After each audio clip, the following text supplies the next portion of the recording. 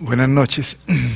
A ver, hasta ayer a las 10 de la noche no sabía que me esperaba este espacio y pues debo decir, yo no soy analista político, tampoco represento la opinión de todo el profesorado. Hay que decir que este proceso que estamos viviendo desde el miércoles de la semana pasada hasta hoy ha sido un proceso políticamente bastante tormentoso, porque genera posiciones, porque genera divisiones.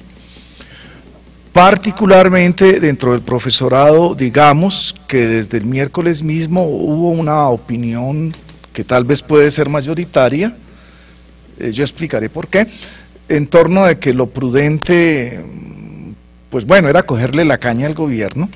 Los estudiantes desarrollaron una muy sabia solución cuando hablaron no de levantar paro, sino de suspensión del movimiento, y eso creó otro escenario. Pero pues también hubo profesores que consideraron que el profesorado no debía pronunciarse, no debía tener posición, que simplemente estaba a la saga de lo que pudieran decidir los estudiantes, y hubo también grupos de profesores que pensaron que no, como entiendo otra fracción del estudiantado que pensaba que el movimiento había que continuarlo y continuarlo. Entonces, yo les pido disculpas por lo que pueda hacer, soy muy mal improvisador, por eso he tomado algunas notas, pero sí debo decir por qué vine, y es por lo siguiente: la admiración y el cariño que tengo por la persona que me invitó, Sergio, el estudiante Sergio Fernández. Creo que Sergio y sus compañeros tuvieron que jugársela tenazmente, con mucho sentido de responsabilidad social, para salvar el movimiento y la universidad en una coyuntura muy difícil. Y pues la otra cosa, obviamente, la admiración que tengo por el senador Robledo y por quien fuera candidato del Polo Democrático, Aurelio. Entonces lo siento como un compromiso moral y por eso estoy acá. Sergio me dijo que hiciera una intervención diciendo de qué cosas podían ser claves en términos del por qué el rechazo de los estudiantes al proyecto de ley. De hecho, en representación profesoral, teníamos un documento que contemplaba 7 puntos. Yo voy a tratar 4 aspectos centrales. El primer aspecto es el aspecto financiero. Hizo escuela dentro de los rectores el hecho de que no había peor ley que la ley 30 y que aparentemente la ley 30 era un obstáculo para refinanciar a las universidades. Ustedes deben manejar un dato, y es que hay una crisis financiera de universidades en este momento por un monto de 715.000 millones. Lo que se inyectaron de recursos nuevos fueron 900.000 millones, y entonces había que acabar la ley, tocar ese tema financiero. El otro problema fue un elemento que empezó a surgir de la discusión, en que decíamos, bajo la argucia de que va a inyectar muchos recursos a la educación, y se hablaron de cifras hasta de 33 billones de pesos, lo que hubo fue un chantaje, decíamos, porque tras ese chantaje se avanzaba, se refinaba el proceso de privatización que venía con la ley 30, y pues citaré 2 argumentos muy perorados acerca del problema de la autonomía y el problema de la calidad.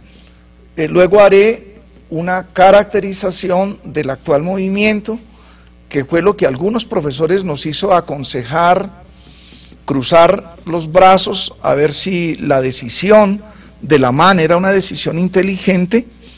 Creo que como buen jugador de póker, Santos puso en una encrucijada de inteligencia al movimiento estudiantil, y finalmente esbozaré algunas de las difíciles tareas que le resta al movimiento estudiantil.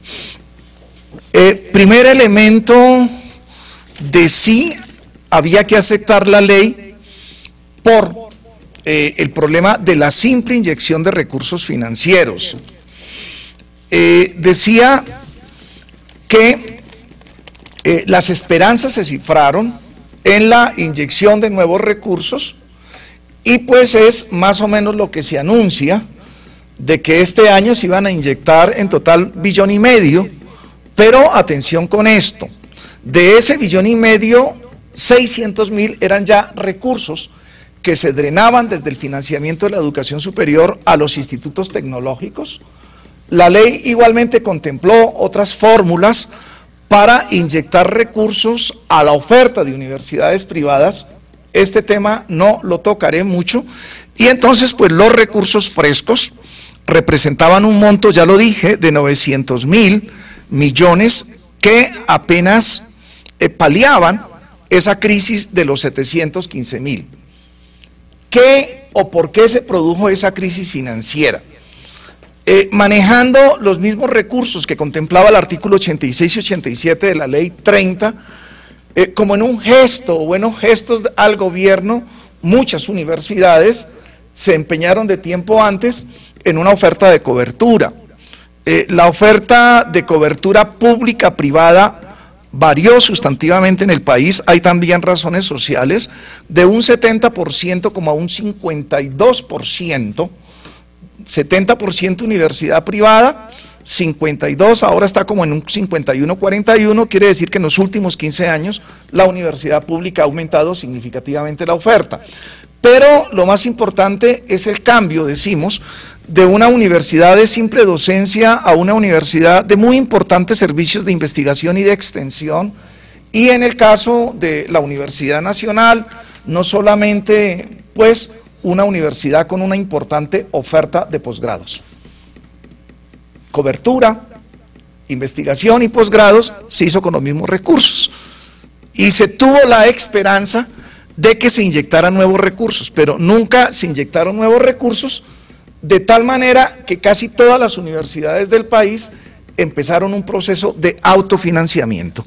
En el caso de la Universidad Nacional, del presupuesto que ella ejecuta, estamos más o menos en un 51-49 recursos que genera la universidad, un 51% recursos que vienen desde el gobierno, y pues esos recursos son el resultado del aumento importantísimo de matrículas.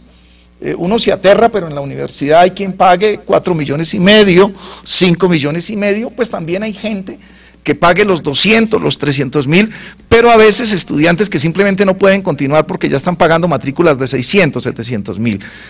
Más importante que esto ha sido el haber metido a los profesores en el cuento de la productividad con un poquito de bonificación, y entonces dolorosamente en la universidad ya es más importante participar de un proyecto de asesoría o de un proyecto de investigación que hacer la docencia de pregrado. Todo esto tuvo efectos sobre la calidad, pero en lo que estábamos era en proyectos de autofinanciamiento. El gobierno insiste en la baja cobertura. Tenemos una cobertura ahora, instituciones privadas, tecnológicas, y pues además el rollo del SENA e involucrar como instituciones de educación superior a las normales superiores hasta las escuelas militares, de 30%, y entonces el gobierno anuncia la meta de los 600.000, de lo cuales a las instituciones universitarias, primero anuncia son 120.000, luego va a decir que 92 y finalmente se pone sincero y dice que apenas van a ser 75.000. Pero ese aumento de coberturas, según estimativos en principio hechos por el rector de la Nacional, él dice, nuevo cupo, costos reales para la universidad son 3.700.000, y lo que podía esperar de inyección de nuevos recursos, según prometía el gobierno, era apenas 1.700.000. Una persona más juiciosa, ustedes escucharon el debate, el profesor Múnera, cuando leyó la ley y dividió montos y todas esas cosas, entonces dijo lo siguiente: un nuevo estudiante le cuesta al sistema universitario 4.557.000, Si yo divido las aspiraciones de cobertura que anuncia el gobierno, pues va a resultar que la inyección de recursos apenas son de 775.000. Si esto apenas cubre la séptima parte del costo real de estudiante, pues lo que estaba implicado era la calidad. Y entonces es cuando le dice a la ministra que hay como falencias en competencias básicas. Pero incluso Salomón Kalmanovic ahora está dando un viraje extraño, yo no sé si creíble, pero Salomón Kalmanovic, este artículo que tengo aquí en la mano, planteó que desde el gobierno de Uribe pues se insistía en tratar a las educaciones de institución superior, estoy citando literalmente, como un bien inferior que debe recibir una porción decreciente del presupuesto, que esta política sí ha continuado y es así como en términos de Producto Interno Bruto, las universidades pasan de recibir, a pesar de los anuncios, el 0.5% del PIB, a recibir apenas, cita de Kalmanovic, el 0.38%. Pero finalmente, quien redactó la Ley 30, Orozco, profesor de los Andes, termina diciendo una cosa, y es que para inyectar nuevos recursos a la educación universitaria no hacía falta ley, porque la ley hablaba de mínimos y no de máximos. Entonces, lo que faltaba era voluntad política. Y aquí debo señalar el primer éxito del movimiento estudiantil, de pensar que la educación universitaria era un bien superfluo y una cosa de élite. Por primera vez, la sociedad colombiana está reconociendo pues que un factor fundamental del desarrollo es la educación universitaria y ya como que el problema de las migajas que se le inyectan a la universidad deben ser revisados con otra óptica. Ese es un gran logro y una conquista del movimiento estudiantil. Incluso en alguna etapa, yo creo que esto no fue formulado muy insistentemente por la MANE, pero alcanzó a sugerirse, era que de inmediato, a la par de cesar el movimiento, era importante que se sentara a negociar el gobierno y los rectores el asunto anunciado del déficit, por lo que las universidades están pasando. El gobierno manejó toda la propaganda en términos de qué es lo que pasa con los estudiantes.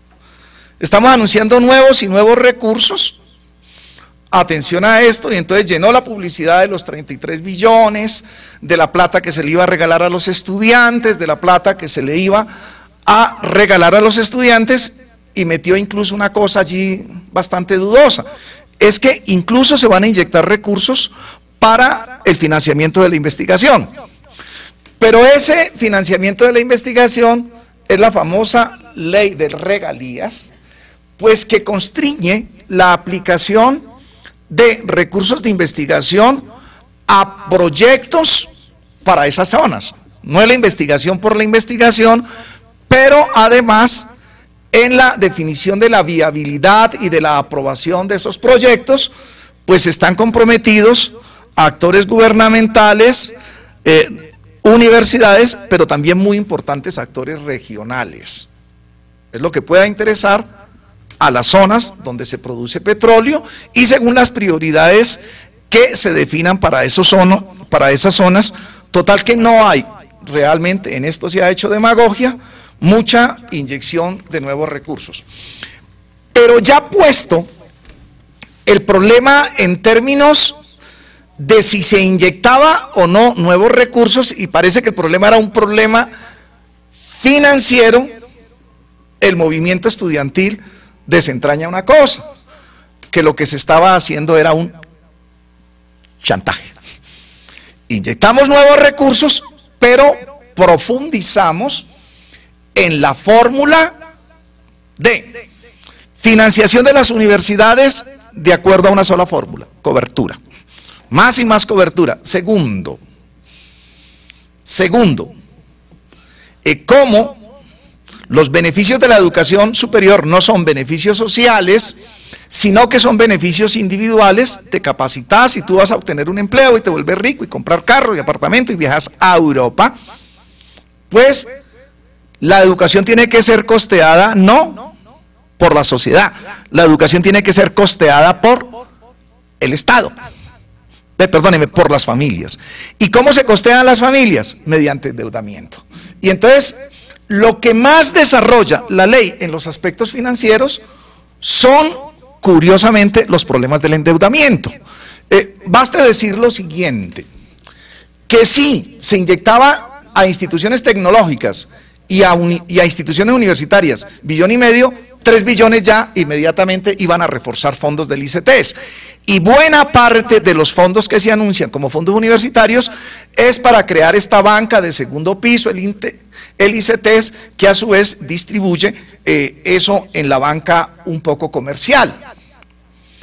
Total, pero además, y una figura importante sobre el financiamiento, ya no guardó la oferta mediante el reforzamiento de universidades privadas, inyecta importantes recursos de crédito a universidades privadas para que aumenten la oferta, quita el problema de las instituciones con ánimo de lucro, pero mantuvo una figura bastante equívoca: las alianzas entre las universidades estatales y el capital privado.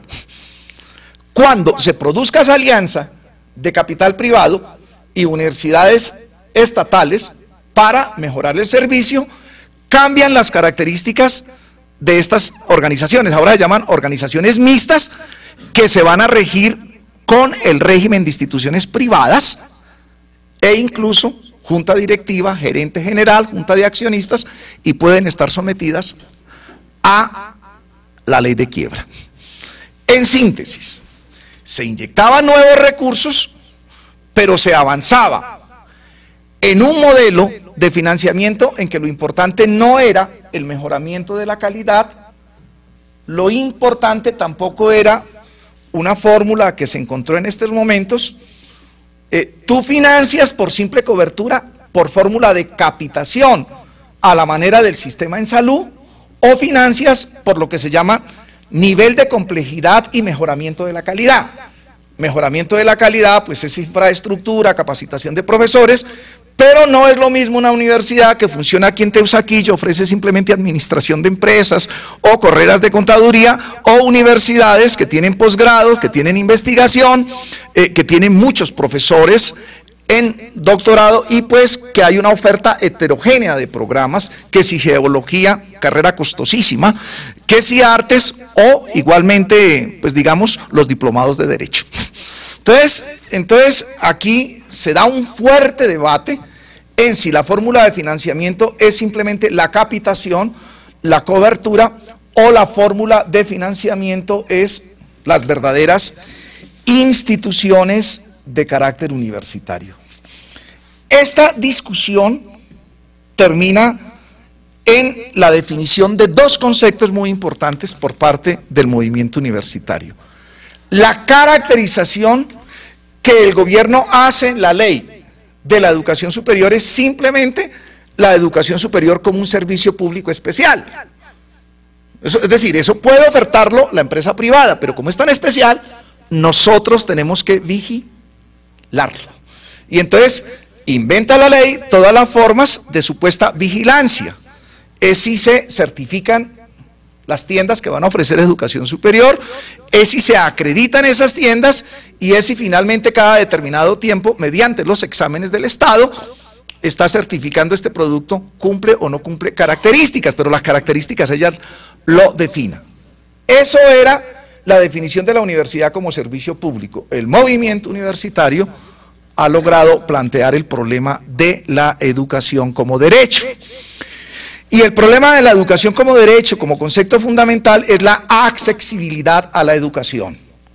Pero no solamente la accesibilidad a la educación, sino derrumbar la formulita de que la educación superior solamente trae beneficios individuales, sino que la educación superior es una inversión fundamental para un país que quiera desarrollarse, y no solamente quiera desarrollarse, sino en sociedades tan cambiantes como la nuestra, sociedades pues que tienen que repensar un poco su futuro. Tercer aspecto, sobre todo en el nuevo proyecto de propuesta. Cuando se le dijo al gobierno, y lo dijeron todas las instituciones,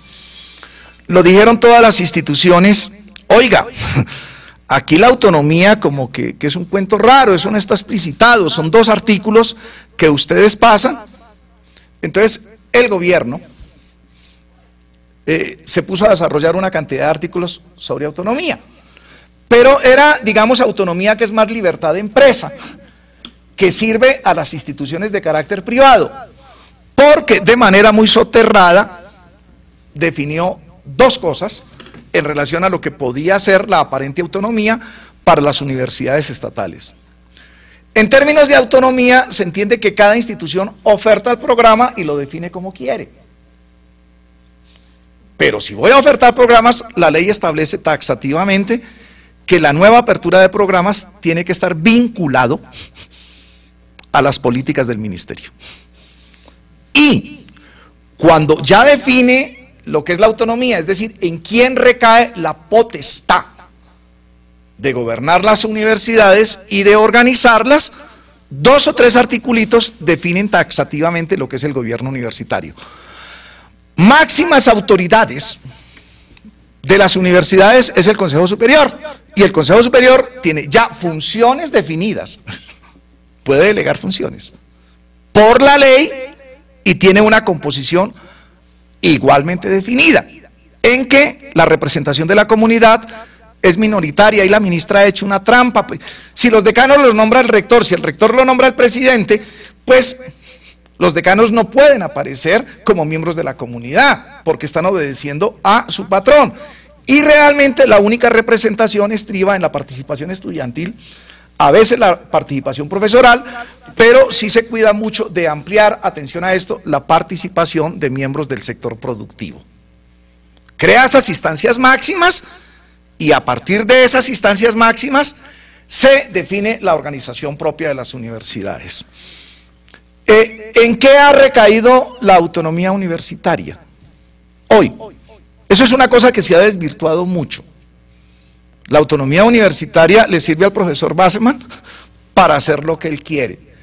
Pero la autonomía universitaria se ha desvirtuado en términos de que no es la vieja autonomía universitaria que recae en la comunidad académica. Y recae en la comunidad académica por el principio de la libre reflexión, de la libertad de cátedra, pero además, pues es que los académicos van construyendo pensamiento, van construyendo conocimiento, y entre ellos configuran sistemas de pares y saben cómo autorregularse. Conquista del movimiento estudiantil. Tenemos que volver a discutir el problema de autonomía académica. Pero en todo caso, la autonomía tal como está definida en la ley, no es una autonomía que le sirva a las comunidades universitarias que son para las cuales se hizo. Se produjo en los últimos años una apropiación de esa autonomía por directivas universitarias. Tenemos que reconceptualizar la autonomía, tenemos que revalorizar la autonomía. El cuarto problema son los cuentos sobre la calidad. Toda la justificación de la ley se está fundando, es que esto se hizo para la calidad, para la calidad, para la calidad, y finalmente el cuento de la calidad es la potestad que el gobierno se abroga de inspección, vigilancia y exámenes del Estado. Entonces, supuestamente, porque ahora se crea una superintendencia de la calidad, una cámara de comercio de la calidad está asegurada. ¿Y cómo se asegura la calidad? La calidad se asegura porque ninguna institución puede funcionar si no se le certifica. Después de certificada debe acreditarse, y al final, cuando salgan los estudiantes, se les hace un examen del Estado. Pero El problema de la calidad es infelizmente, y empleo este término, definido en la ley de una manera absolutamente perversa. La ley se ocupa de hablar de currículos, de niveles y de competencias. E introduce una palabrita que se llama ciclos propedéuticos. Y entonces, cuando habla de ciclos propedéuticos, simplemente define qué es un técnico, qué es un tecnólogo, qué es un profesional, qué es un especialista, qué es un máster y qué es un doctor. Pero la definición, y yo hubiera querido citarla, pero bueno, la definición que tiene de lo que son los tales ciclos propedéuticos es que competencias específicas para manejar una tractomula, pues usted debe saber alguna cosa de funcionamiento de motores diésel, debe saber examinar que sí, esto tiene manivela hidráulica, hay que revisar esto, y a veces competencias que ellos llaman generales.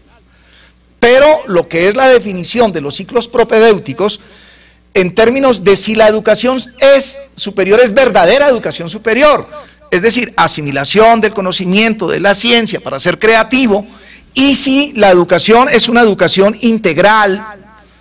Integral quiere decirse que los jóvenes participan del beneficio de la creación artística, de la cultura, y debe ser una formación ciudadana. Eso queda en veremos. Eso queda en veremos. La ley consagra que usted de técnico puede pasar puede pasar a un ciclo de posgrado. No define cuánto deben durar estos tales ciclos propedéuticos. En síntesis, cuando uno repasa la definición de calidad, uno se da cuenta de lo siguiente: nivelar por lo bajo. Casi que equiparar lo que podían ser instituciones de educación superior universitarias a institutos tecnológicos. Y pues si se nivela por lo bajo, los ciclos propedéuticos son más cortos. Y si cualquier cosa puede ser universidad, la cobertura universitaria aumenta tenazmente. Yo quisiera poder ilustrarlo con los artículos que refieren a esto, pero lo que debo decir es que no se ha tenido peor burla sobre la opinión de este país que hacerle creer que una reforma que es más para instituciones tecnológicas, que le quita el verdadero sentido de educación superior a lo que tiene que ser formación superior para la excelencia, que pretende convertir a las instituciones universitarias en una cosa cualquiera, en una cosa vacua, pasa por verdadera formación de la calidad. Creo que con la discusión planteada por los estudiantes, este problema de la calidad es un problema que tenemos que volver a retomar. Primero, si la educación superior es superior, es superior. ¿Es una educación de exigencia, de la inteligencia, del esfuerzo, o es simplemente una formación para que salga rápido a un mercado laboral? Y entonces, como la formación que tuviste en el ciclo profesional es deficiente, tú tienes que complementarla. ¿Complementarla cómo? En el mercado de los posgrados, en que vas a lavar títulos o vas a adquirir los conocimientos que no adquiriste en el ciclo profesional. Pero si este país merece verdaderas universidades, y universidades no es cosa que está sacando como chorizo una enorme cobertura, si no es universidades, es ese proceso de la integración de la investigación, la ciencia, la asimilación del pensamiento científico. Hablamos de educación integral en términos del derecho que tienen los jóvenes a participar de los beneficios de la cultura, del deporte y de los derechos ciudadanos. Entonces, esta es la discusión que hay tras el fondo, la manera simplista como entiende la ley el problema de la calidad y la manera como realmente deben entenderla los estudiantes, con un problema fundamental. Cuando se evalúa la calidad de la educación, Pues son los científicos, son los académicos los que saben cuál es el alcance del desarrollo científico, en qué van las profesiones, en qué van las disciplinas, y entonces es entre ellos los que definen los criterios para la evaluación. Pero la ley se inventó una cosa, que la calidad de la educación se mide con las pruebas del Estado, que son obligatorias. Sales de los Andes, sales de la Javeriana, sales del Rosario, sales de la Nacional y no se te puede otorgar título si no presenta un examen. Esos exámenes con anterioridad se llamaron los ECAES. Esos ECAES, las pruebas de ECAES se hicieron por consenso y entonces cuando empezaron a hacerse las pruebas de ECAES, pues las universidades que eran buenas resultaron buenas, se ganaron eso. Como eso no servía, a propósito de la certificación de tanta universidad de garaje, el Estado hace un año acabó con los ECAES y creó unas tales pruebas que se llaman pruebas PRO, de saber general, que miden cosas como si fueran del bachillerato, al punto que hay universidades que dijeron, vaya, presente el examen, pero no se exponga a la vergüenza de presentar esa cosa. Y entonces, el semestre pasado, la Universidad de Antioquia recomendó a sus estudiantes, pague lo que vale el examen, firme y no lo conteste. El Estado está haciendo un enorme engaño sobre el problema de la educación. Yo debería seguir ya a título personal haciendo una caracterización de lo que pienso yo del movimiento estudiantil, de por qué creo que fue sabia y muy política la decisión, pero pues me estoy tomando más del tiempo que seguramente me asignaron, entonces pediría que de pronto tú desarrollaras algún aspecto y yo luego leeré, después de que intervenga él, 2 o 3 hojitas acerca de lo que pienso, del por qué defiendo la posición adoptada por la MANE, y de lo que pienso son tareas, pero me tomé más del tiempo que originalmente había pensado tomarme.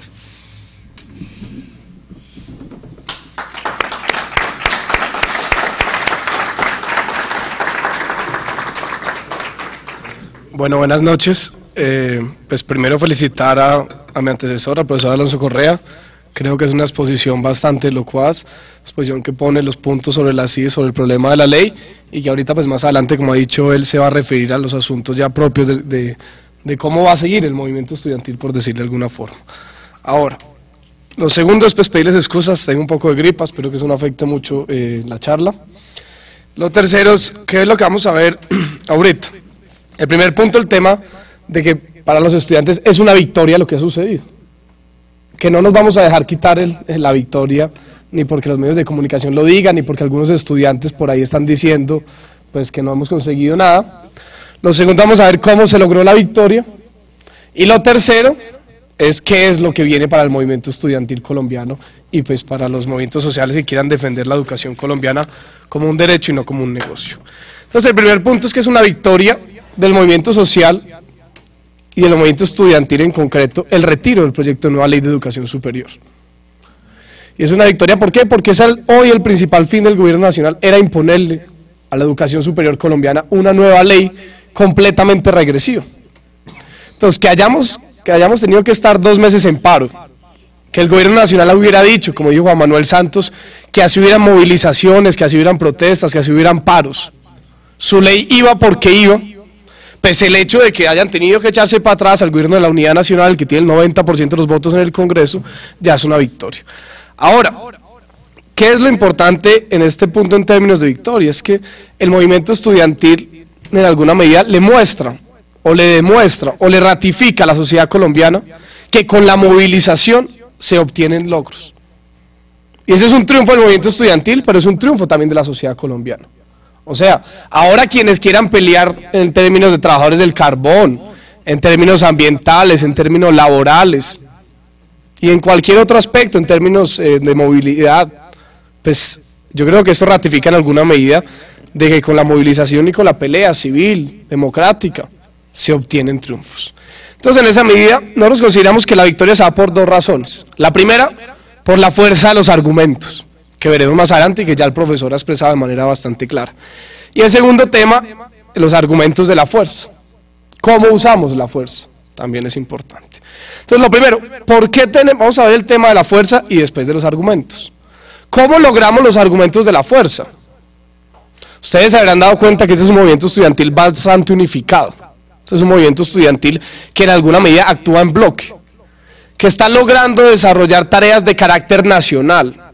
No es como era antes, que el movimiento estudiantil se reunía de cuando en cuando en encuentros estudiantiles de emergencia, determinaba 2 o 3 movilizaciones, y ese era el accionar del movimiento estudiantil como movimiento nacional, sin decir con esto que en el interior de las universidades no hubiera movimiento. Entonces, lo primero es que logramos crear la MANE. Yo digamos que este es, aparte del tema del retiro del proyecto de ley, el segundo triunfo del estudiantado colombiano, es lograr unificarse en torno a una organización. Esa organización está compuesta por ¿quiénes? Se calcula que hay alrededor de 32 universidades públicas, que hay 30 universidades privadas, que hay una docena de seccionales del SENA, que hay instituciones técnicas y tecnológicas. Eso lo logramos agrupar, 60 universidades. Esto suena muy fácil, digamos, agrupar 60 universidades en torno a una misma organización, pero cuando sabemos que el movimiento estudiantil colombiano tiene alrededor de 7 organizaciones nacionales y 200 organizaciones locales, pues lograr organizarles en torno a una sola organización es un éxito bastante importante. Pero no solo nos logramos organizar de carácter nacional, además logramos que en términos nacionales la MANE tuviera 3 comisiones. Y eso también es súper importante para el movimiento estudiantil. Entonces tenemos una comisión de comunicaciones. Hoy en día, si usted no tiene un aparato de verdad de comunicaciones, es muy difícil contrarrestar la prensa del Estado. Ustedes se habrán dado cuenta, por ejemplo, todos los videos que sacó el gobierno nacional. Entonces nosotros logramos constituir una comisión de comunicaciones que analice el tema de los medios audiovisuales, que analice el tema del diseño gráfico, que tenga el tema de las redes sociales, que tenga un comité de notas de prensa. Tenemos una comisión académica, que vamos a ver más adelante, empieza a jugar un papel determinante en este nuevo momento del movimiento estudiantil. Y tenemos una comisión de derechos humanos. Pero esto que les estoy diciendo de nivel nacional se ha desdoblado en lo local. Entonces ya logra el movimiento estudiantil tener una forma organizativa tanto nacional como local. Y entonces en las universidades, ¿qué fue lo que salimos a construir? Mesas amplias por universidad. También hemos logrado desarrollar, y eso es algo que hace mucho tiempo no se daban, mesas por departamentos o por regiones. Entonces, por ejemplo, Bogotá tiene una mesa de privadas, que logra unificar al movimiento estudiantil de privadas en torno a la orientación de la MANE para cosas particulares que su propia mesa determina. Tenemos una mesa Bogotá, tenemos la mesa amplia regional de Antioquia, y se están construyendo otras cuantas. En estos 4 o 5 meses que lleva la MANE, se han hecho 3 reuniones plenarias de MANE, con alrededor de 1.000, 2.000 o 3.000 estudiantes que vienen de todo el país a determinar el movimiento, el porvenir y la táctica del movimiento estudiantil colombiano. En estos mismos 4 meses, además de las 3 plenarias de MANE, llevamos ya 4 comités operativos. Un comité operativo de MANE, ¿cómo se compone? 2 delegados por universidad y 2 delegados por organización, bien sea nacional o bien sea local. Y además, desafortunadamente, la MANE no ha logrado elegir voceros nacionales. Eso es súper importante para una organización, es que usted tenga quien puede hablar por la organización. Pero hace 2 MANES logramos decidir que mientras no lográramos elegir voceros nacionales, porque ha sido un proceso supremamente complicado, si se eligieran voceros Bogotá, y que los voceros Bogotá fungieran mientras elegíamos los voceros nacionales como voceros nacionales. Entonces, como si ustedes se fijan, tenemos toda una estructura que es la que ha permitido la movilización del movimiento estudiantil colombiano y de la sociedad colombiana. Tenemos una MANE con 60 instituciones de educación superior, que tiene un comité operativo, que tiene 3 comisiones y que se ha desdoblado en las regiones. Y además tenemos unas personas que hoy pueden hablar por el movimiento estudiantil. Teniendo esa organización, ¿cuál fue la segunda tarea de la MANE? Desarrollar la más grande movilización social que hubiéramos podido tener en décadas de la historia colombiana. Y en eso nos la jugamos tácticamente por un paro nacional universitario. Creímos en su momento, que para hundir el proyecto de nueva ley de educación superior y sacar avante los dos objetivos más de la movilización, que es unificar el movimiento estudiantil colombiano y construir una propuesta alternativa de educación superior, la mejor herramienta, sin querer decir con esto la única, era un paro nacional. Y ahí vino, compañeras y compañeros, la primera discusión, que fue bastante álgida. Nos gastamos 2 comités operativos para decidir que el paro iniciaba una vez se radicara el proyecto de nueva ley de educación superior. Porque habían otras universidades que planteaban que el paro tenía que iniciar desde julio. Esta fue una discusión medianamente álgida al interior del movimiento estudiantil. Afortunadamente logramos ganar en el comité operativo de Cali la decisión de que el paro arrancara con la radicación de la ley. Porque si el paro no arrancaba con la radicación de la ley, ¿hasta cuándo iba el paro? El gobierno ha podido salir a decir que nosotros éramos un poco intransigentes, que ellos ni siquiera habían presentado el proyecto de ley y que ya nos estábamos oponiendo a ese proyecto de ley. Entonces, lo primero en términos de movilización fue que logramos trazar la táctica adecuada en el momento adecuado. Ahora, ese paro fue supremamente fuerte. Este es un paro que logró que alrededor de 30 universidades públicas en Colombia pararan. O sea, 600.000 estudiantes en Colombia se fueron a paro nacional universitario. En algunos momentos hubo 2 universidades privadas en paro, varias seccionales del SENA en paro y algunas instituciones técnicas y tecnológicas en paro. O sea, fue un paro de magnitudes importantes. Fue un paro que paró a Colombia y paró la educación superior.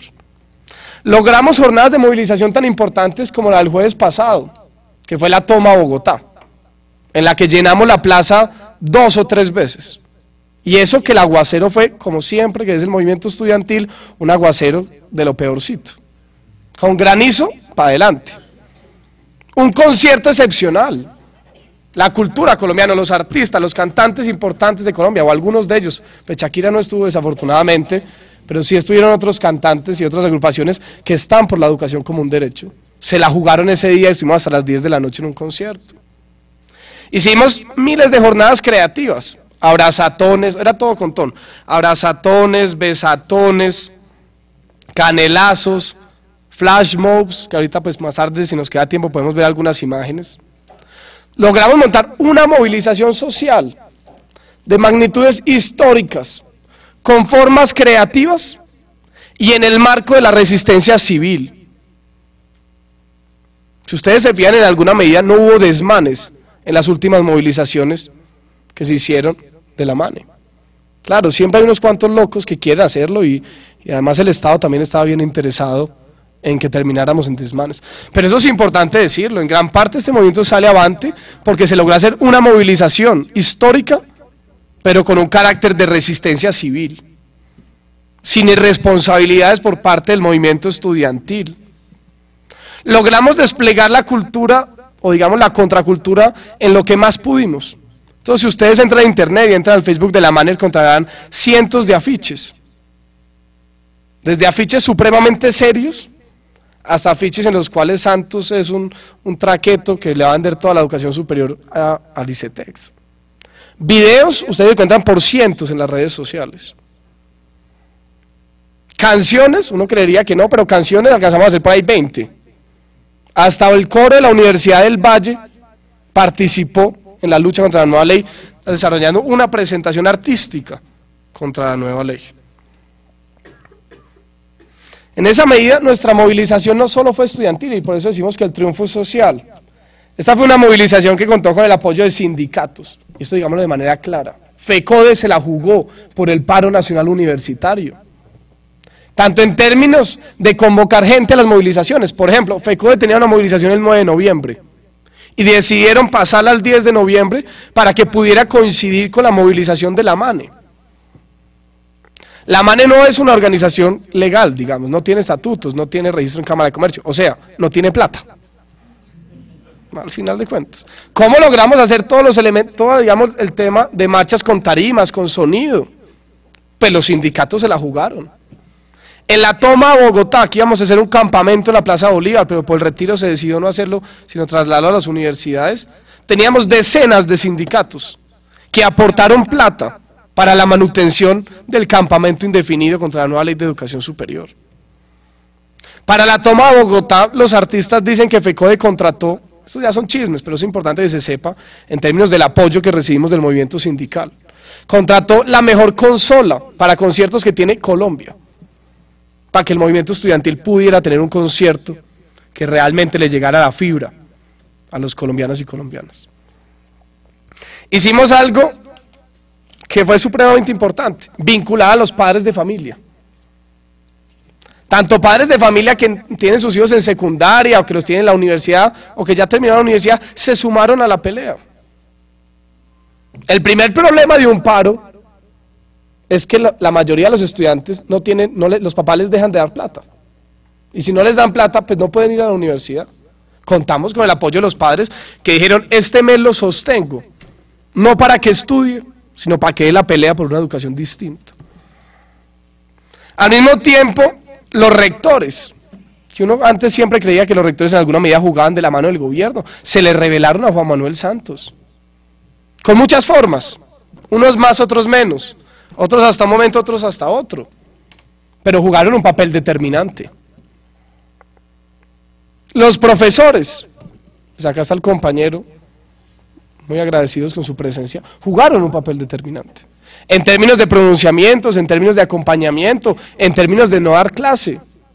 Los rectores sacaron decisiones de consejos superiores diciendo que los profesores tenían que dar clase donde fuera, en cafeterías, en sus casas, en restaurantes, en parques, y que quien no diera clase no le pagaban. O sea, los profesores que no dieron clase también se la jugaron por el movimiento estudiantil y prefirieron no recibir salario que romper el movimiento estudiantil. Y al final, la sociedad colombiana, y como decía el profesor, ese es uno de los triunfos importantes, la sociedad colombiana se puso del lado del estudiantado, en defensa de la educación como derecho. Todos aquí sabemos que los medios de comunicación no son ni del movimiento estudiantil, ni de las centrales obreras, ni del Polo Democrático Alternativo. Pero si ustedes se dieron cuenta, tal fue la presión social en defensa del movimiento estudiantil que los medios de comunicación tuvieron que hacer algún cubrimiento. Claro, decían que habíamos salido a marchar 3.000, pero bueno, decían que habíamos salido. Por ejemplo, logramos algo que es importantísimo, yo creo que a mí nunca ni se me pasó por la cabeza. El movimiento estudiantil ahora hace ruedas de prensa. Ruedas de prensa a los que han ido, que van desde los presentadores más encopetados, de los medios de comunicación más encopetados de este país. ¿Por qué? Porque en la medida en que la sociedad se puso del lado del movimiento estudiantil, la movilización fue noticia. Y esto fue supremamente importante. Ahora, ¿cuál fue, además, una de las máximas victorias del movimiento estudiantil? Haber logrado tomar una decisión de manera responsable en términos de suspender el paro. Si nosotros hubiéramos hecho todo esto bien, o sea, iniciábamos cuando era, las movilizaciones eran en el marco de la resistencia civil, sumábamos sectores sociales, pero nos quedamos en el paro y le agregábamos nuevos objetivos al paro, que es como un sector del estudiantado quería, y nos hubiéramos quedado en paro, hubiéramos quedado ante la sociedad civil como unos intransigentes. Y sabíamos, y cuento esta infidencia aquí, que el gobierno de Juan Manuel Santos ya se había reunido con los jefes de los medios de comunicación a decirles que si no levantábamos el paro, nos dieran con toda la fuerza que ellos tenían. Porque fueron benévolos un tiempo, pero hasta que el gobierno diga no más. Ahora, al final, como yo les dije, vamos a ver en concreto cuáles son las condiciones para suspender el paro y cuál es el porvenir. En esa medida, ¿por qué existe la MANE? ¿Y qué es lo que une la MANE? Que es el otro factor. Entonces ya tenemos una organización, una movilización, y nos falta el pegante de la organización y de la movilización. Y es el aspecto programático. Ahora, empecemos este puntico, primero mirando por qué Juan Manuel Santos se la jugó por la nueva ley de educación superior. No es que Juan Manuel Santos sea un genio, ni mucho menos. No, a Juan Manuel Santos, desde el Banco Mundial, desde el Fondo Monetario Internacional, desde el Banco Interamericano de Desarrollo, y él mismo lo reconoce y suministra, le dijeron que tenía que sacar adelante la nueva ley de educación superior. ¿Por qué? Porque si ustedes leen, y creo que todos lo hacemos todos los días la prensa, la economía mundial se está hundiendo. Todos los días salen nuevos reportes de que un nuevo país entra en recesión. Tenemos el caso de Grecia, de Italia, de Portugal. Estados Unidos casi no es capaz de pagar su deuda, le tocó el último día aprobar una nueva deuda pública. En ese marco es en el que se da la nueva ley de educación superior. Es una necesidad del sistema, la nueva ley de educación superior. Y por eso es que Juan Manuel Santos ya dijo que él no retira la ley porque no le guste la ley, sino porque las condiciones políticas no están dadas para la aprobación de la ley. Ahora, sepan ustedes que el estudiantado hará hasta lo imposible para que esas condiciones políticas no varíen y pueda Juan Manuel Santos presentarnos de nuevo la ley que ya dijo que no lo quiere hacer. Entonces, esta es una nueva ley en el marco del salvamento al sistema financiero.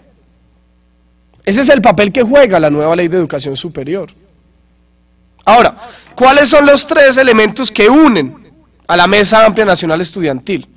Primero, el rechazo a leyes generales de la sociedad colombiana que afectan a Colombia, como por ejemplo la sostenibilidad fiscal, y así lo dice la primera declaración política de la MANE. ¿Por qué? Porque la sostenibilidad fiscal ata la suerte de los derechos sociales, políticos y económicos del pueblo colombiano al pago de la deuda y a la guerra. Segundo, estamos contra la ley del primer empleo.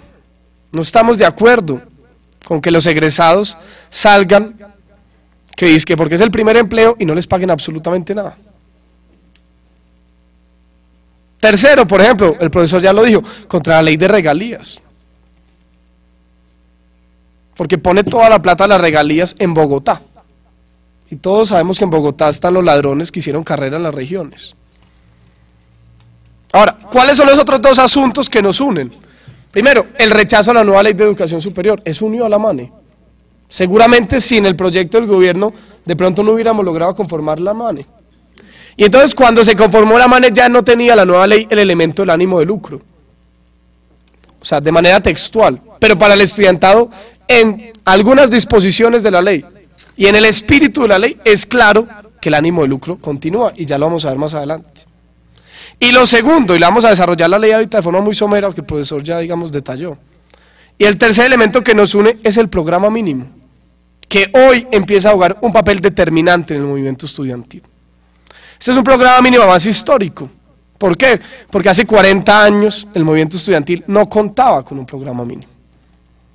Y como les digo, lograron un programa de 6 puntos que unifique a las 6 organizaciones nacionales y a las 200 organizaciones locales, más los parches de independientes, es bastante complicado. Pero este es un programa mínimo que en alguna medida representa los intereses del estudiantado y de la sociedad colombiana. Ahora, ¿qué es lo que no nos gustaba de la ley? Y vamos a ver qué dice la ley y cuál es la contrapropuesta del programa mínimo.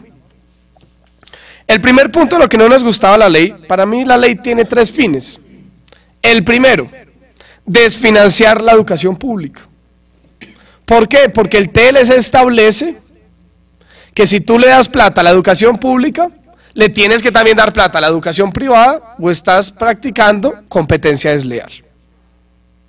Ahora, ¿en qué marco estamos de la desfinanciación? Porque dejémoslo claro de una vez, el movimiento estudiantil no está ni con la nueva ley, ni con la ley 30. ¿Por qué no estamos con la ley 30? Porque van 19 años de presupuesto congelado. Mientras, como dijo el profesor, la cobertura en términos de educación pública ha aumentado de manera estruendosa. 19 años sin plata, de más. O sea, solo IPC. Pero al mismo tiempo se sabe, por ejemplo, nos descontaban por votar y esa plata no la reponía el gobierno. Y ahí hay peleas que estamos tratando de dar. Como dijo el profesor, pasamos de 5,7 millones de pesos por estudiante a un poco más de 3 millones. Tenemos un déficit de entre 500.000 y 700.000 millones de pesos. El 50% de los recursos de las universidades públicas en Colombia es de ellos mismos. O sea, casi que hoy uno puede decir que la educación pública es privada. Lo que pasa es que con esto era el puntillazo final. Ahora, ¿Qué fue lo que dijo la ministra? Y esto es lo más interesante. La ministra reconoció que la nueva ley no era para solucionar el problema de financiación de las universidades. Y lo dijo en una entrevista. Esta ley no es para darle más plata a las universidades. Lo que pasa es que en el marco del debate le tocó salir a hablar de sus billones. Porque eso suena muy bien, tantos billones, eso repartía como si fuera a atender. ¿Qué fue lo que le dijo el movimiento estudiantil? Si usted quiere dar plata, como dijo el profesor, pues aumente la plata a las universidades, porque es que la ley 30 dijo que mínimo IPC. Lo que pasa es que la voluntad política llevó a que 19 años nunca dieran por encima del IPC. Y para que esto fuera un poco más doloroso, Wasserman, que es el rector de la Nacional, que públicamente en alguna medida se puso con la nueva ley de educación superior, aunque con algunos elementos con los cuales no estaba de acuerdo. Por ejemplo, dijo, con la plata que ofrece el gobierno, sin aumentar calidad, solo son capaces de crear el 6% de los cupos que ofrece el gobierno. O sea, era una mentira a todas luces. 6% sin aumentar calidad. La señorita salía a decir que 600.000 nuevos cupos, Wasserman le dijo, no, con esa plata no se puede. Ahora, para hacer esto muy rápido, ¿cuál es la propuesta del programa mínimo en términos de financiación? Lo primero es que la educación debe ser principalmente financiada por el Estado. Porque realmente el único que tiene la capacidad económica para financiar educación de alta calidad es el Estado colombiano. No pueden, las familias no somos capaces de sostener educación de alta calidad. En esa medida, ¿qué dijo? Y estos puntos son supremamente importantes, para mí son de los puntos más importantes del programa mínimo. Primero, le dijo al Estado, gástese menos plata en la guerra y transfiere la plata a la educación. Todos sabemos que hoy en Colombia hay más plata para la guerra que para la educación. Segundo, le dijo, gástese menos plata en la deuda externa y transfiérala a la educación superior. Tercero, le dijo, disminuya las exenciones tributarias, porque hoy las exenciones tributarias al año suman alrededor de 10 billones de pesos. Entonces le dijo, disminuya las exenciones tributarias y de ahí sale la plata para la educación pública. Y le dijo también, deje de privatizar las empresas de servicios públicos y estatales y comerciales del Estado. ¿Por qué? Porque primero eso encarece la vida de los estudiantes y de la comunidad universitaria, y segundo, porque hay ejemplos como la ETB en el caso bogotano, que parte de sus ganancias se les transfiere a la universidad distrital. Entonces, si ustedes se fijan, esta propuesta del programa mínimo del movimiento estudiantil es una propuesta no solo en el marco de la educación, sino en el marco del modelo de país. Porque claro, educación como la queremos nosotros, en el marco de este modelo de país, es muy difícil, o casi imposible. ¿Qué más dijo? El movimiento estudiantil dijo, si ustedes quieren nuevos cupos, primero, páguenos la deuda. Y segundo, por cada cupo de más, pues den más plata. Pero de verdad, no como dijo el profesor, 700.000 pesos por estudiante, porque eso es ridículo. Y por último dijimos, si nos van a dar plata, no nos la condicionen. Porque nos la condicionan es a las necesidades del mercado, y ahorita vamos a ver que ese es el tercer fin de la ley. Ahora, ¿cuál es el segundo fin de la ley? Instaurar el ánimo de lucro, de verdad, desfachatado, porque hoy sabemos que las universidades privadas colombianas en alguna medida tienen ánimo de lucro. Lo que pasa es que lo tienen que disimular, tienen que hacer la fórmula del camaleón. Pero ya la nueva ley dijo, no, tranquilos, dejen de disimular, vamos es de frente con el ánimo de lucro. ¿Por qué va el ánimo de lucro en la ley? Porque el TLC dice que tiene que haber ánimo de lucro, que se tienen que permitir figuras jurídicas que le otorguen ganancias a las empresas. ¿Qué dice la ley entonces en el marco del ánimo de lucro? Primero, sigue permitiendo las transnacionales de la educación. Entonces, por ejemplo, hoy el Politécnico Gran Colombiano ya es una transnacional, ya es de una transnacional, perdón. Y todos sabemos que una transnacional, que es como una transnacional, como Nokia, como Microsoft, lo único que le interesa es el lucro, la ganancia. Entonces, el proyecto no lo prohíbe. Es más, sigue facilitando la entrada a las transnacionales de la educación. Segundo, habla de universidades públicas mixtas. Eso les digo, el 50% de la financiación de la universidad pública es de ellas mismas. Entonces el gobierno les dijo, como ya el 50% es de los privados, pues sencillamente entreguen el control político a la universidad y reconfiguren la forma jurídica de la misma y montemos son universidades mixtas. Van a ser universidades privadas que mantienen el aviso en la entrada, universidad pública, pero el resto todo es privado. Tercero, coge el FODECEP, que es el fondo encargado de financiar proyectos de educación, y lo convierte en una sociedad anónima, con accionistas, y dirigido por la Junta de Accionistas. Entonces, si el fondo es de personas con ánimo de lucro, y es el encargado de aprobar recursos para proyectos de educación, pues ¿qué proyectos de educación va a financiar? Los que le garanticen el ánimo de lucro. Cuarto, todo el tema del ICETEX. El ICETEX ya tiene hoy endeudadas en Colombia más de 1.300.000 personas. O sea, familias, al final de cuentas. Porque casi todos los créditos del ICETEX son cofinanciados, o el codeudor o el fiador es el padre de familia. Y si ustedes se dan cuenta, hoy hay un drama social en Colombia porque le están quitando las casas a los papás porque los hijos no son capaces de pagar los créditos. Entonces, ¿qué dijo el gobierno? Entonces, primero la ministra salió durísimo a decir que es que el ICETEX iba a ser con tasas de interés de 0. Entonces todo el mundo dijo, bueno, no nos van a cobrar intereses. Pero cuando usted va y mira la ley, ¿qué es lo que dice la ley? Primero, no dice tasa de interés de 0, dice tasa de interés real a 0. ¿Y qué es una tasa de interés real a 0? Es la inflación. O sea, nos condicionaron los intereses del ICETEX a la inflación. Y en este mundo de turbulencias en el que estamos, usted puede terminar con inflaciones del 20%. Pero el gobierno dice, pero bueno, esa tasa de interés real a 0, que es más bien poco 0, dice, solo se las voy a dar al CISBEN. Entonces, por ejemplo, casi todos los que estudiamos en universidades privadas, que tengan crédito con el ICETEX, no les van a dar la tasa de interés real a 0, sino inflación más lo que quieran los bancos. Y tercero, dice, todo esto sujeto a la disponibilidad fiscal. O sea, a la sostenibilidad fiscal. O sea, usted puede llegar a la mitad de la carrera. No es que le estén cobrando barato, le están cobrando la inflación. Y en la mitad de la carrera le dicen, oiga, qué pena, de aquí en adelante la inflación más lo que queramos, porque la sostenibilidad fiscal no nos dio más.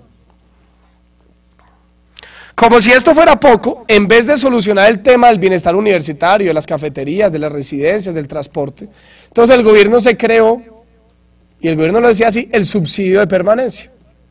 El subsidio de permanencia es que les da una plata a los estudiantes para que vivan, para que tengan casa, para que tengan comida, para que tengan transporte, tengan fotocopias. Pero cuando usted lee la ley, ¿qué es lo que dice la ley? Que serán subsidios o créditos. Entonces, ¿qué termina sucediendo? Que el estudiante termina con un crédito a 15 años, a 10 años después de graduarse, por las matrículas, pero también va a quedar endeudado por su alimentación, por su vivienda y por su transporte. Todo enfocado en financiar la demanda, o sea, el negocio, y no financiar la oferta. Pero además digamos esto, bueno, más bien lo decimos más adelantico. En temas de matrículas, ¿qué establece el proyecto de nueva ley de educación superior? Que las matrículas como mínimo subirán el IPC. O sea, la inflación digamos que sea bajita del 6%. El 6% de la matrícula de la Universidad de los Andes son alrededor de 700.000 pesos. Pero dicen, pero si usted le quiere subir más de la inflación, súbale lo que quiera y nos manda una cartica al ministerio en la cual explique cuáles son las razones para la subida por encima del IPC y aquí se las aprobamos, que es lo que ha venido sucediendo. Hace 5, 6 años, 7 años, derecho en el externado valía 7 millones anuales, hoy vale 13 o 14 me están diciendo ahí. Entonces miren cómo todo está articulado. Y por último, en tema de profesores, por ejemplo, ¿qué decía la ley? Que al profesor de hora cátedra le van a pagar un 20avo del salario mínimo. ¿Qué significa esto? Que para usted poder lograr el salario mínimo tiene que dar 20 horas de clase, para poder lograr los 20 20avos, ¿cierto? Pero cualquier profesor sabe que 20 horas de cátedra dadas son alrededor de 60 horas. Porque es una hora de preparación, es una hora de clase, y es una hora o de evaluación o de acompañamiento. O sea, por 60 horas de clase de un profesor universitario les querían pagar el salario mínimo. En el tema de los trabajadores pues es igual, es seguir con la tercerización de las aseadoras, de la seguridad, todo esto sigue igualito. ¿Cuál es la respuesta del programa mínimo a esto? Primero, estamos contra las transnacionales de la educación. No entendemos por qué una empresa, como se sabe que es la transnacional de la educación de McDonald's, o la transnacional de la educación de Motorola, tiene por qué educar al pueblo colombiano. ¿Qué valores le van a enseñar? Segundo, en temas de ICETEX, lo primero que decimos es que si no hay plata para la educación pública, entonces ¿por qué le transfieren plata al ICETEX? Más bien transfieren directamente la plata a la educación pública. ¿Dónde está la voluntad política del gobierno? Segundo, hemos dicho, bueno, y esto es importante decirlo, el tema de financiar la oferta es una de las principales reivindicaciones de los estudiantes de universidades privadas. Y que a esto no se llame engaños. El estudiante de universidades privadas está peleando por sus particularidades, pero entendemos que el problema principal de la universidad privada es que no hay acceso a la educación pública. Ahora, ¿qué hemos dicho del ICETEX? Primero, que solo lo financie el Estado. Eso suena muy raro, pero el ICETEX, el crédito Access, que es el crédito más importante que tiene hoy el ICETEX, está financiado con un crédito del Banco Mundial por $500 millones. Yo tengo una cita de Álvaro Uribe Vélez cuando recibió el segundo desembolso de $300 millones, en las que dice, en el mismo párrafo, 3 veces que la tasa de interés que cobra el Banco Mundial es muy alta. Y le agrega, y además un crédito a tanto tiempo, con una tasa de interés tan alto, en un mundo económico tan turbulento, qué peligro, dice Uribe. Pasa que eso nadie lo cuenta. Segundo, decimos que no capitalicen intereses. ¿Qué es la capitalización de intereses? Es coger el capital prestado, los intereses que se han causado, sumarlos al final de la carrera, y a este capital y a estos intereses sacarle nuevos intereses, o sea, interés sobre interés. Lo que la Corte Constitucional prohibió en temas de vivienda, hoy está permitido para los créditos estudiantiles. Con una diferencia, es que cuando en el UPAC se quebraban, pues usted entregaba lo que ya había pagado, o sea, entregaba la casita que ya había pagado en porcentaje. Cuando usted en temas estudiantiles se quiebra, porque es obvio que se va a quebrar, porque usted a los 23 años debe 100 millones de pesos, pues se va a quebrar, entrega es la casa de los papás. Esa es la diferencia. Yo siempre hago el mismo chiste. ¿Cómo se va uno de la casa si debe 100 millones de pesos? Por más que quiera irse, pero ¿cómo lo hace? Porque además el salario promedio de un egresado son $1 millón de pesos. Segundo, hemos dicho, paren los cobros coactivos, dejen de quitarle la casa a la gente. Entonces ustedes nos traen unos créditos horribles y además nos quieren quitar las casas, paren eso. En el tema de matrículas, ¿qué hemos dicho? Primero, en temas de públicas, se debe congelar la matrícula y se debe avanzar hacia la gratuidad. Y en temas de privados, ¿qué hemos dicho? Que el Estado controle de manera real el alza de las matrículas y que el estudiante participe en la discusión. En el tema del bienestar, ¿qué hemos dicho? Pues que el Estado financie el bienestar universitario, no que nos cree créditos. Mire, yo les cuento esta cosa, el movimiento estudiantil, el sábado pasado en la MANE de emergencia, la mitad de la MANE se sonó en un coliseo. ¿Por qué? Porque el Auditorio León de Greves es de tu boleta. Y si usted quiere jugar fútbol en la Nacional, tiene que pagarle a compensar. Y si en el externado quiere alimentar, y si en los Andes quiere alimentación, tiene que pagarle al corral. Entonces, hemos dicho, no, financie de manera directa el bienestar universitario. Y en el tema de profesores y de trabajadores, obvio está, fomente la contratación de tiempo completo, que los trabajadores no sean tercerizados. Ahora, ¿cuál es el tercer fin de la nueva ley de educación superior? Es que el conocimiento que Colombia produce o que Colombia transmite está al servicio del aparato productivo colombiano.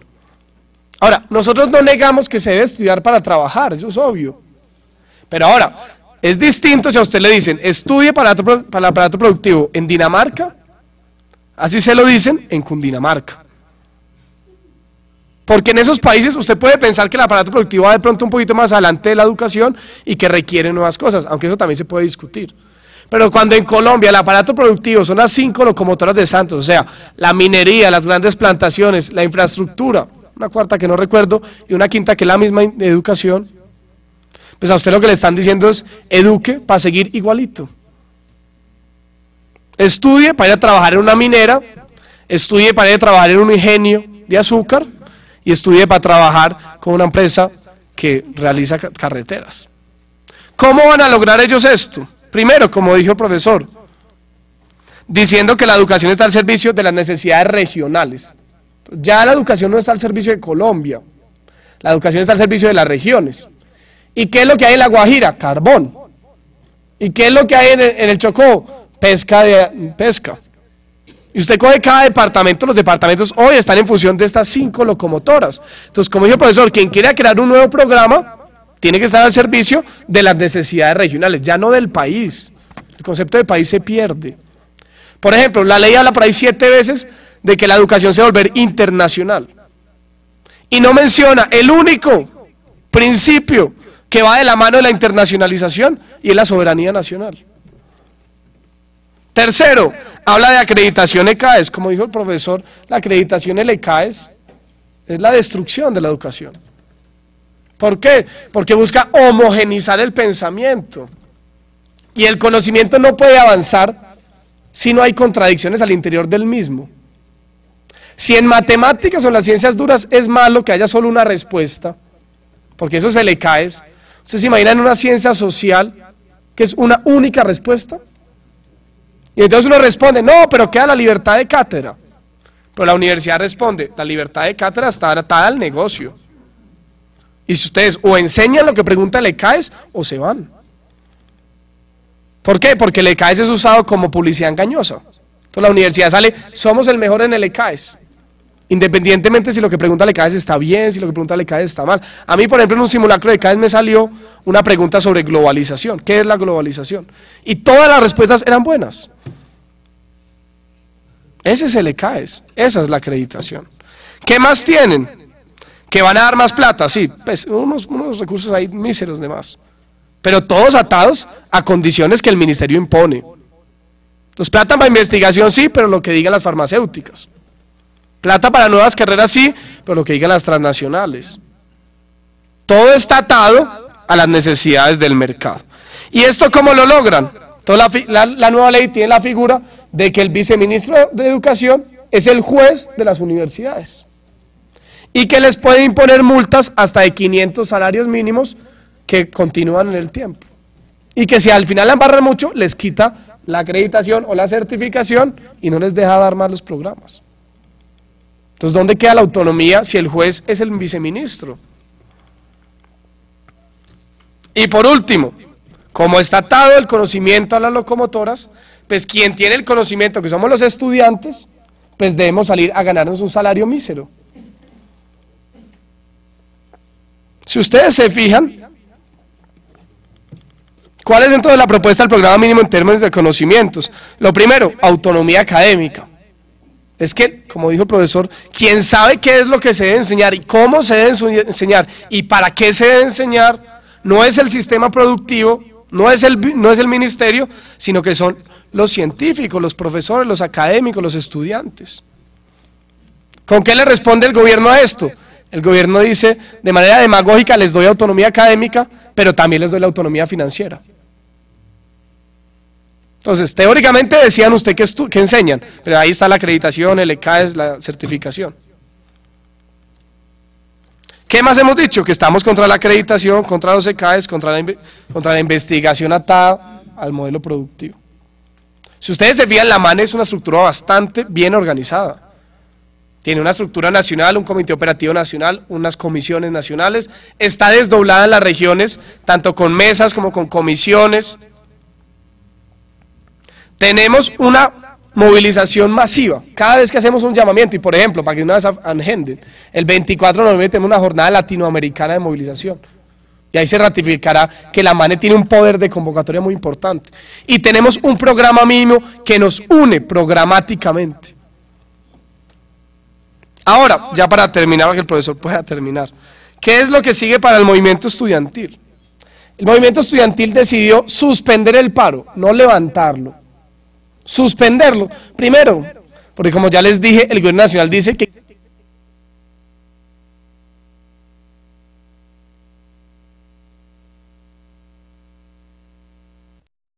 aparte del retiro efectivo que ya se logró. La primera, que nos dé garantías en términos de la protesta. Entonces, por ejemplo, ¿cuáles son garantías en términos de la protesta?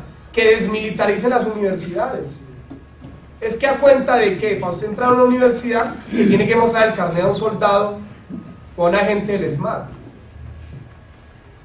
¿Cómo puede haber contradicciones en el conocimiento si quien abre la puerta es el ejército? Y otros tipos de garantías, digamos, de la protesta. Hay una gente que está presa, hay procesos disciplinarios de los estudiantes, hay estigmatización en medios de comunicación. Pero el elemento central, con eso termino, y es para dónde va el movimiento estudiantil colombiano. El elemento central es la garantía que le exigió al gobierno nacional de que nos dé las garantías para la construcción programática. ¿Por qué? Porque no creemos que la reforma a la educación superior se construya en el Congreso de la República. En el Congreso de la República de Juan Manuel Santos. Creemos que la propuesta alternativa debe salir de los claustros y de ahí sale la metodología. Lo que le hemos dicho al gobierno es: no nos presente el proyecto de ley, porque si nos lo presenta volvemos a parar. Le hemos dicho: denos tiempo para que nos vayamos para las universidades a discutir con profesores, con trabajadores, con directivas, con estudiantes. Denos tiempo para discutir en términos departamentales y regionales. Demos tiempo para hacer un gran evento nacional en Bogotá o en la región que sea, para ahí sí ojalá tener una propuesta alternativa y ahí sentarnos con el gobierno y decirle: mire, esta es la propuesta del movimiento estudiantil, de la comunidad académica y de la sociedad colombiana. Ahora díganos usted, doctor Juan Manuel Santos, si usted va a tramitar esto en el Congreso de la República o qué es lo que vamos a hacer. Porque con esto termino. Hoy la prioridad del movimiento estudiantil son dos: primero, fortalecer la mano, y segundo, avanzar en la propuesta programática. No porque creamos que la propuesta programática nos la vaya a aprobar el Congreso de la República por orden de Juan Manuel Santos, porque él no está con la educación para Colombia, sino, compañeras y compañeros, porque entiende el movimiento estudiantil que la defensa de su propuesta alternativa también será, como hemos hecho, el rechazo a la nueva ley de educación superior en las calles y con la movilización.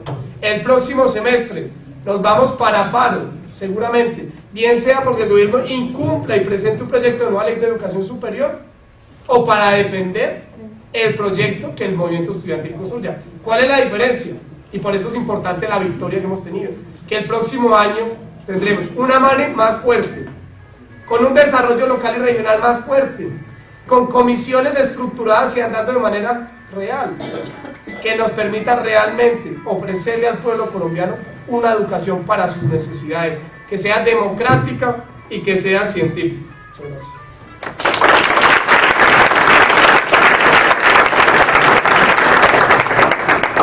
Ustedes dirán si damos paso a preguntas o un pequeño espacio de 10 minutos. Sí, profesor. A ver, yo quería decir rápidamente que los estudiantes han conquistado en este espacio, el que por primera vez esté hablando en el país de democracia participativa en la construcción de las leyes, que por primera vez en mucho tiempo un movimiento social de la magnitud que fue este ha conquistado el favor de la opinión pública. Y porque defiendo un poco la posición adoptada por los estudiantes, agradeciéndole a Julián el que haya hecho esa descripción de la intimidad del movimiento y pues que además esté demostrando que las nuevas generaciones tienen toda la razón en pedir protagonismo. Sin que se citen completamente, son muchas las razones para que la propuesta gubernamental hubiera encontrado la respuesta que encontró entre la comunidad universitaria, y sabiendo además que sería irrespetuoso al señalar directrices a un movimiento que se la jugó a la manera en que el actual movimiento estudiantil se la ha jugado. Mucho más difícil proponerle a las actuales generaciones una lectura del futuro y de sus aspiraciones de vida, porque el actual movimiento anuncia el protagonismo de una nueva generación. Aparte del error político de un gobierno que pretende remozar e imponer fórmulas políticas para la salud y la educación ya anacrónicas y ya cuestionadas en sociedades tomadas como modelo, caso de Chile y de los Estados Unidos, buena parte del éxito del actual movimiento debe atribuirse al esfuerzo organizativo de hacer coincidir a tan diversas agrupaciones políticas al interior de la MANE, de haber definido con precisión las tres exigencias mínimas: el problema del retiro del proyecto, de la concertación del mismo y de las garantías democráticas, exigencias mínimas que en un comienzo pudieron parecer maximalistas, hasta que el movimiento en su fuerza vino a demostrar que había razón para hacer esos reclamos, en haber comprendido en algún momento que el ganarse el favor de la opinión pública demandaba hacer una revisión, entre comillas, de todas las formas de expresión del movimiento estudiantil y optar por un repertorio más imaginativo y menos confrontacional, porque, dado que la respuesta a la fuerza pública no podía ser un objetivo importante, además fue enorme el aporte al movimiento de fuerzas políticas como las que se reúnen en este espacio, que supieron trasladar esta discusión a las universidades privadas. También hay que reconocer el efecto del mal impacto inicial que la propuesta tuvo entre un grupo de rectores. Pero aparte del juego de las dinámicas internas, debe caracterizarse el actual movimiento como una expresión generacional y el inicio en el país de las características que tendrán las reacciones y protestas post-neoliberales. ¿Qué lecturas hacen del actual mundo las nuevas generaciones? ¿Cuál es el concierto de sus aspiraciones? Del ocuparse de esa lectura, en parte dependerá la definición del perfil que debe tener la futura oferta educativa para una sociedad en la que tal vez no importe tanto el crecimiento económico y la inscripción en las corrientes del consumismo, pues ya se aspirará a construir otro tipo de bienestar en el que sea más importante la solidaridad, el ambientalismo, el creacionismo y no solo, exclusiva y simplemente, la adquisición de destrezas laborales. Debe hacerse esa caracterización porque de la misma dependen las fortalezas y debilidades del actual movimiento. Una fortaleza fue el uso de formas de comunicación hasta entonces no probadas, como fue el auxilio de las redes sociales. Las convocatorias y la forma como se fue ganando apoyo entre la opinión pública fueron completamente inusuales. Las marchas simplemente cristalizaban un sentimiento y una opinión que se venía adquiriendo por otros medios. De otra parte, y por primera vez, tal vez porque la realidad mundial era inocultable y porque la cultura es lo primero que se globaliza, el comportamiento de los medios no fue el acostumbrado y por primera vez se contó con algunas páginas, programas, editoriales, articulistas favorables al movimiento. Tal vez porque el movimiento se mostró como nuevo y renovado. Esa dependencia de la opinión pudo ser también la debilidad, en razón de que si ésta era favorable al movimiento, el movimiento crecía. Pero si llegaba a virar bruscamente, el movimiento también podía debilitarse. El riesgo que entrañaba una opinión favorable, a más del error del momento en presentarlo y la manera como se fue desmoronando el cuerpo de la protesta, fue tal vez lo que llevó hábilmente a Santos y a sus asesores de imagen. Sabemos que en la decisión lo asesoró este señor Rondón, y a sus asesores de imagen a intentar disputar el favor de la opinión. Pudo pensar que el movimiento se mostraría como obstinado y triunfalista, que agregaría nuevas demandas no asimiladas por las bases estudiantiles y la masa de la opinión. Entonces procedería a desacreditarlo. Perdido el favor de la opinión pública y propiciando enfrentamiento entre las bases estudiantiles a los que los medios le habían informado del éxito obtenido, se implementaría otra estrategia. El gobierno retomaría la propuesta y seguramente la impondría a la fuerza. Fue el espectro de la jugada que se ha vivido en estos días en un muy difícil proceso de toma de decisiones. Seguramente sanando heridas y divisiones, el cuerpo de la dirigencia estudiantil ha adoptado una muy difícil pero inteligente decisión. Nada tan escabroso como la administración de los éxitos políticos, nada tan esquivo como el saber actuar con responsabilidad social.